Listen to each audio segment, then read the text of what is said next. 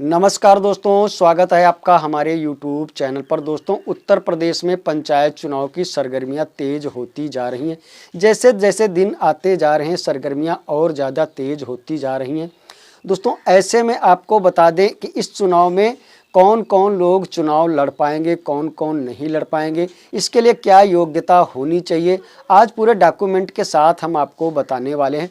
तो दोस्तों, बने रहिएगा वीडियो में, वीडियो को एंड तक देखिएगा, तभी आपको सही सटीक जानकारी मिल पाएगी। दोस्तों, वीडियो को लाइक करें, चैनल को सब्सक्राइब करें। पंचायत चुनाव से रिलेटेड हम एक सीरीज बना रहे हैं। इस सीरीज में आपको पंचायत चुनाव से रिलेटेड हर एक जानकारी मिलेगी। तो दोस्तों, इसीलिए आपसे रिक्वेस्ट है, वीडियो को सब्सक्राइब जरूर कर लें ताकि आपको हर एक जानकारी पंचायत चुनाव से रिलेटेड मिलती रहे। तो दोस्तों, देरी ना करते हुए चलते हैं वीडियो की तरफ। आपको बताते हैं कि कौन कौन लड़ पाएंगे चुनाव, नामांकन के दौरान क्या क्या डॉक्यूमेंट आपको देने होंगे। तो दोस्तों, सबसे पहले नामांकन करने के लिए आपको भारत का नागरिक होना अनिवार्य है। अगर आप भारत के नागरिक नहीं है तो आप पंचायत चुनाव में नामांकन नहीं कर पाएंगे।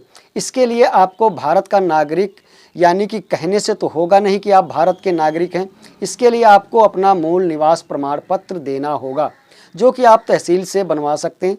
इसके बाद पंचायत चुनाव लड़ने के लिए, चाहे बीडीसी का चुनाव हो, चाहे प्रधानी या जिला पंचायत चुनाव लड़ने के लिए आपको आपकी उम्र 21 साल होनी चाहिए। वैसे वोटर की उम्र 18 साल रखी गई, लेकिन पंचायत चुनाव लड़ने के लिए आपकी उम्र 21 साल होनी चाहिए। दोस्तों, आपको यहाँ पर एक बात याद दिला दें, आधार कार्ड पर लिखी हुई जन्म तिथि वहाँ पर मान्य नहीं की जाती। इसके लिए आपको या तो जन्म प्रमाण पत्र बनवाना होगा या फिर आपके स्कूल की कोई मार्कशीट नामांकन के दौरान वहाँ पर दिखानी होगी। इसके अलावा आपको बता दें, आपको अपना एक जाति सर्टिफिकेट वहाँ पर लगाना होगा। नामांकन के दौरान आपको यह बताना होगा कि हम इस जाति से आते हैं, इस जाति से बिलोंग करते हैं। तो एक जाति सर्टिफिकेट आपको अवश्य यहाँ पर देना होगा। दोस्तों, आपको बता दें, अगर प्रत्याशी जो नामांकन कर रहा है वह पागल नहीं होना चाहिए।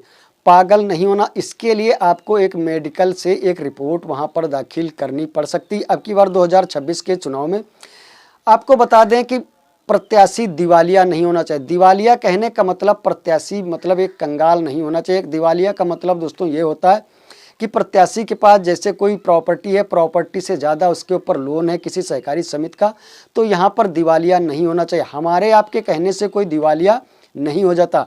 जब किसी अदालत द्वारा, किसी समिति द्वारा उसे दिवालिया घोषित किया गया हो, उसे दिवालिया कहते हैं। आगे आपको बता दें कि दोस्तों, अगर आपने किसी भी समिति, सहकारी समिति से अपनी प्रॉपर्टी से ज़्यादा लोन ले रखा है और लोन की अदायगी आपने समय पर नहीं की है, तो नामांकन के दौरान आपको अपना नो ड्यूज दिखाना होगा। इसके अलावा आपको बता दें, अगर कोई महिला चुनाव लड़ती है तो महिला को चुनाव लड़ने के लिए उसके मायके का जाति सर्टिफिकेट लगेगा, न कि उसकी ससुराल का। तो मायके का जाति सर्टिफिकेट महिला का वहाँ से लगेगा। अगर मायके में महिला एससी है तो एससी सर्टिफिकेट उसका लगेगा।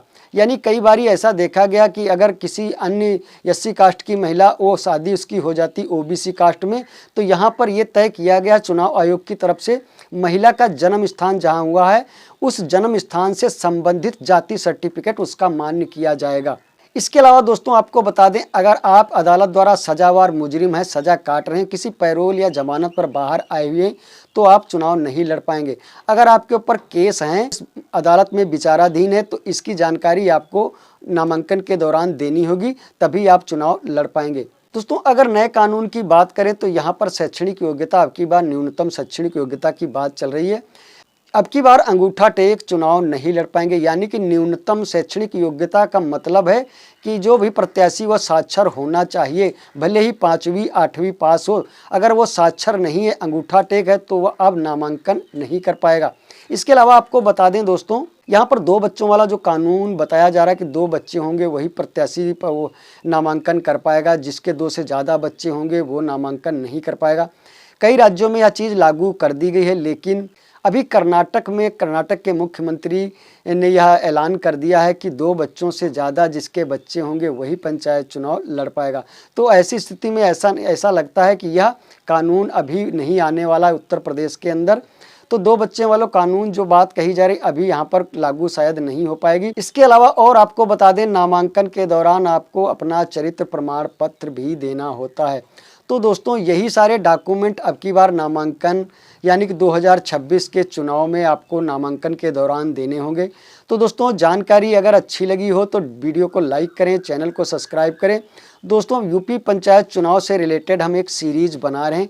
इस सीरीज में आपको चुनाव से लेकर के एंड तक आपको टोटल डॉक्यूमेंट या नामांकन कैसे भरना, यानी कि पंचायत चुनाव से रिलेटेड सभी जानकारी इस सीरीज में आपको मिलने वाली है। तो दोस्तों मिलते हैं इसी नई जानकारी के साथ, नई वीडियो के साथ। तब तक के लिए धन्यवाद।